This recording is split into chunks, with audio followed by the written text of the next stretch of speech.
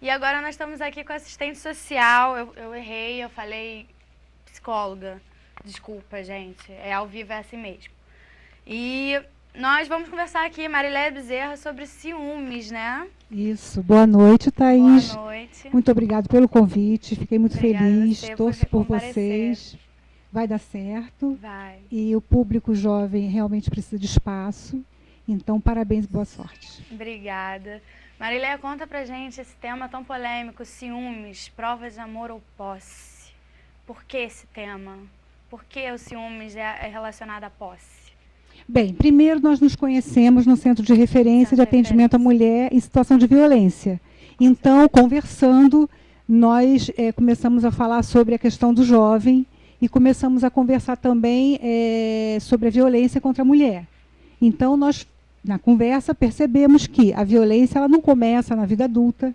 A violência ela está intrinsecamente ligada aos valores e como a sociedade se forma, e a sociedade forma homens e mulheres. E então, a gente foi conversando e foi descobrindo esse tema que achou bastante interessante para trazer para cá. Porque o ciúme, embora estejamos vivendo o século XXI, de grandes descobertas, de avanço da tecnologia, a gente ainda convive com modelos de comportamento medievais, muitas vezes, né? E o ciúme, mesmo travestido muitas vezes de prova de amor, na verdade, ele é um terreno fértil para cultivar a violência. Então, precisamos conversar com os jovens muito, muito sobre essa questão do relacionamento, que muitas vezes, travestido de ciúme, na verdade, é o sentimento de posse.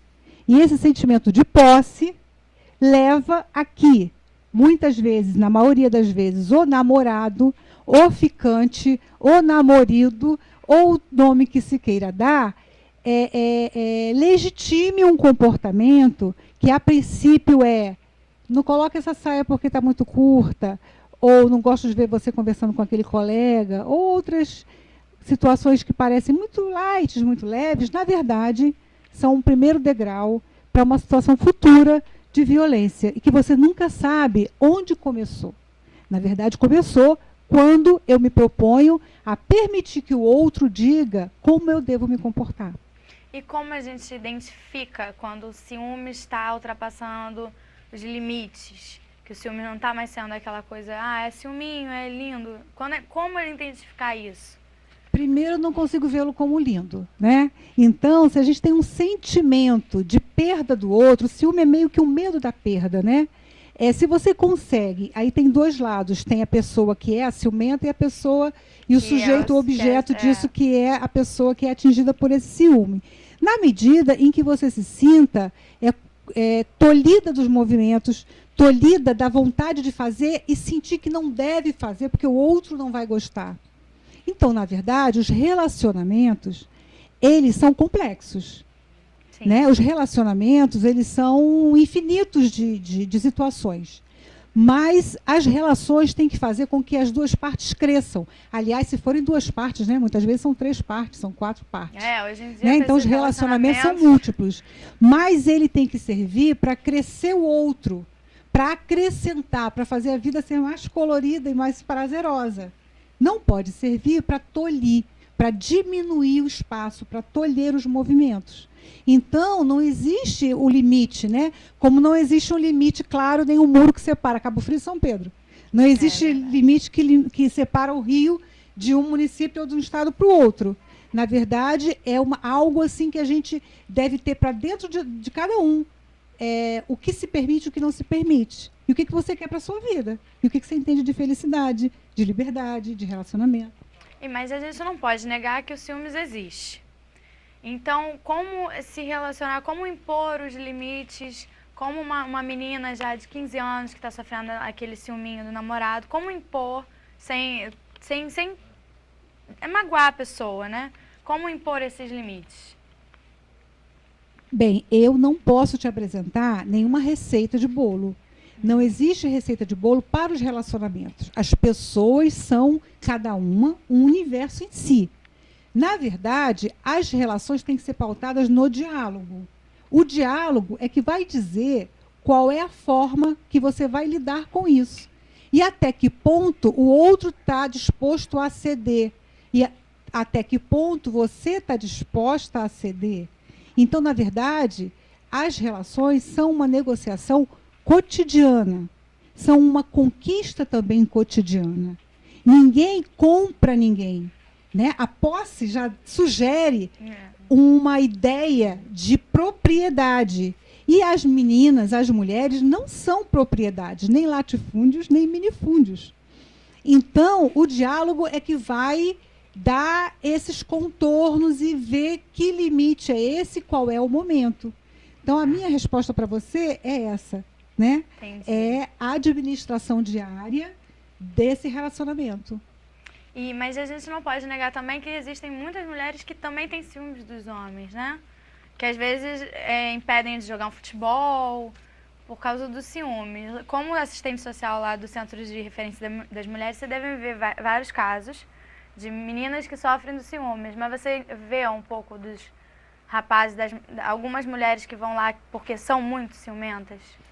Você poderia pensar em vários aspectos para discutir essa questão. Óbvio que o sentimento do ciúme ele não é específico e parte só dos homens, também das mulheres.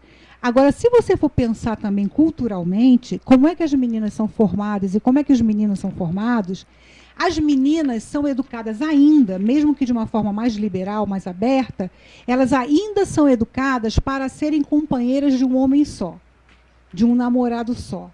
E isso ainda é valorado como uma grande qualidade. Os meninos ainda são formados e educados para serem parceiros de múltiplas mulheres.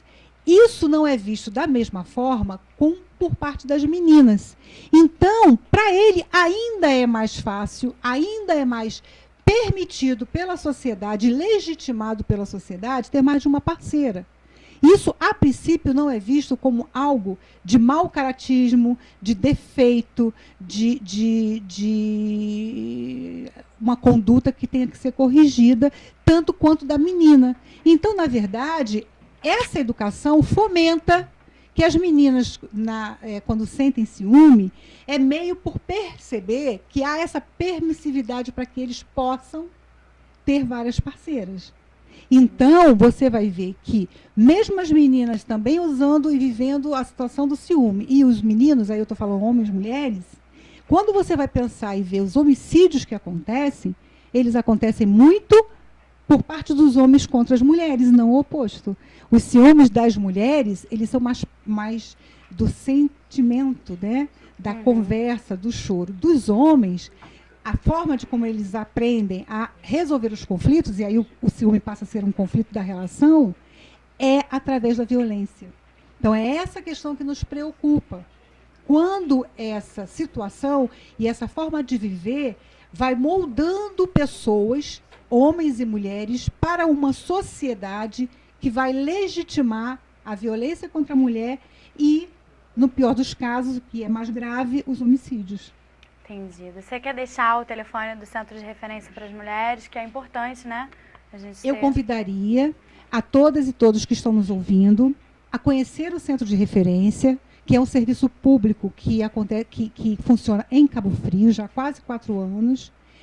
O telefone 2645-1899, Rua Nossa Senhora Aparecida, 325. Todos e todas estão convidados para conhecer a casa e ajudar a nossa equipe a divulgar o trabalho e contribuir para que a gente enfrente a violência contra a mulher em Cabo Frio.